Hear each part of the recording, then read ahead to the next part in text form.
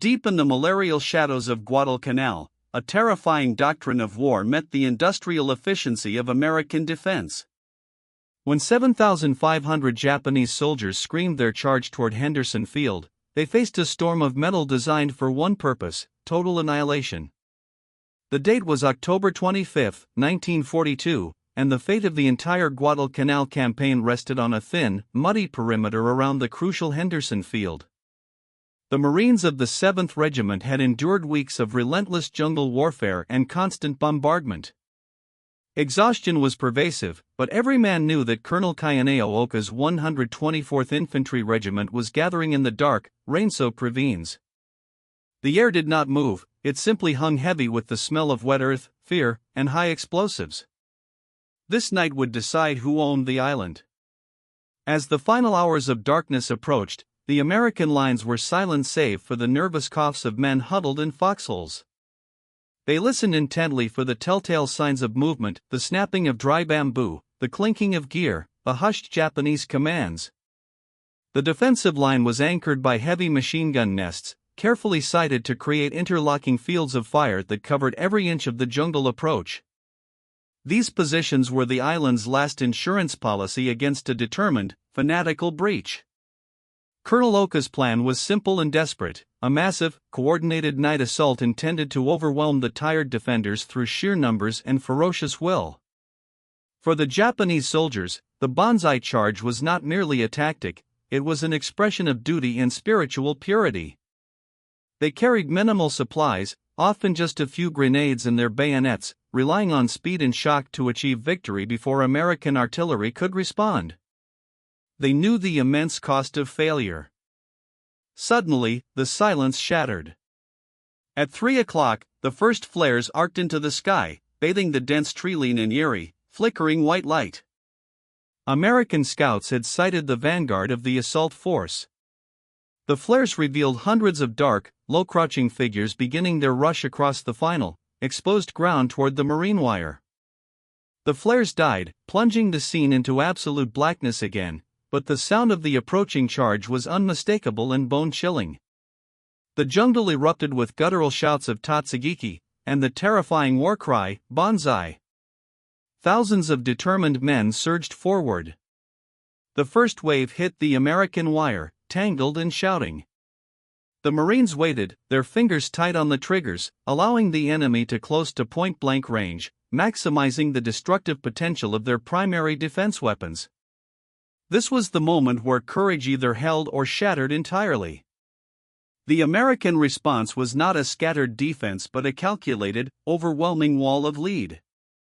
The heavy machine guns' M1917 water-cooled weapons capable of firing hundreds of rounds per minute opened fire simultaneously, their distinctive rhythmic hammering sound dominating the battlefield. The Marines also utilized the lethal M1918 Browning automatic rifle, or BAR, providing highly mobile, devastating continuous fire that tore gaps in the advancing ranks. At this incredibly close range, the heavy machine gun fire was horrific, designed to deny life in a cone of lead. Each bullet ripped through the soft, sodden ground and the bodies of the charging men. Historical accounts confirm that the relentless torrent of steel, mixed with rifle and submachine gun fire, created an impenetrable curtain. It was pure, close-quarters devastation. The momentum of the Banzai charge slammed into this mechanical storm, and the shrieks of the attackers were instantly replaced by silence or agonizing cries. If you haven't subscribed to this channel, please do so now. It helps us bring you more incredible stories from history. Sergeant Major Leland Diamond, a legendary Marine known for his fierce composure, moved between the foxholes, shouting encouragement above the din. He emphasized maintaining fire discipline, ensuring the guns remained cool and loaded. The raw terror felt by every man was counterbalanced only by the sight of their comrades holding the line, knowing that failure meant being overrun and slaughtered in the dark. A lesser-known historical fact of this battle was the desperate Japanese logistical situation. Many of these charging soldiers had been starving for weeks, surviving on meager rations of rice and brackish water. Their belief in the charge was amplified by the realization that retreat and surrender were not options, either culturally or practically. Their sheer physical weakness, though masked by zeal, contributed tragically to their inability to sustain the breakthrough.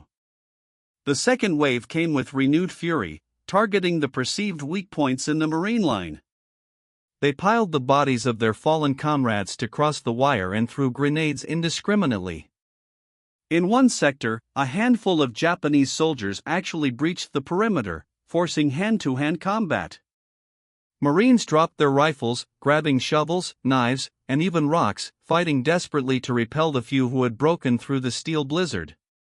The final, decisive blow came not from small arms, but from the coordinated American artillery. Pre-registered 75mm and 105mm shells, loaded with fragmentation shrapnel rounds, rained down exactly on the Japanese assembly areas just behind the front line. Each shell detonated, releasing hundreds of razor-sharp steel pellets, the 1,000-pellet storm which scythed through the densely packed reserves, turning the jungle ravine into a charnel house. The charge, sustained over 3 hours of desperate fighting, finally began to sputter. The heavy artillery fire had shattered their organization, and the sheer volume of automatic fire had broken their spirit. As dawn began to paint the eastern sky, a new, unsettling quiet descended. Marines cautiously peered over their parapets, seeing the gruesome evidence of their successful defense spread across the killing fields, hundreds of bodies tangled in the wire and scattered among the trees. The Marines had held. Their resilience, combined with devastating firepower, had turned the Japanese spiritual attack into a historical tragedy. By noon, the Americans counted over 2,200 Japanese dead against fewer than 100 Marine casualties in this sector. The smell of gunsmoke, blood, and spent brass hung heavy in the tropical air. It was a victory forged in maximum violence, purchased at the highest emotional cost for those who had survived the harrowing night. The failed Banzai attack on October 25 was the decisive turning point of the battle for Guadalcanal. The Japanese army had thrown its best at the perimeter and had been utterly repulsed by the defense, showing the limitations of pure human will against disciplined, well-equipped firepower. The devastating effectiveness of the American defensive fire confirmed that massed, close-quarters charges were suicidal against a determined opponent. Thanks for watching. Don't forget to subscribe and hit the notification bell for more amazing World War II stories.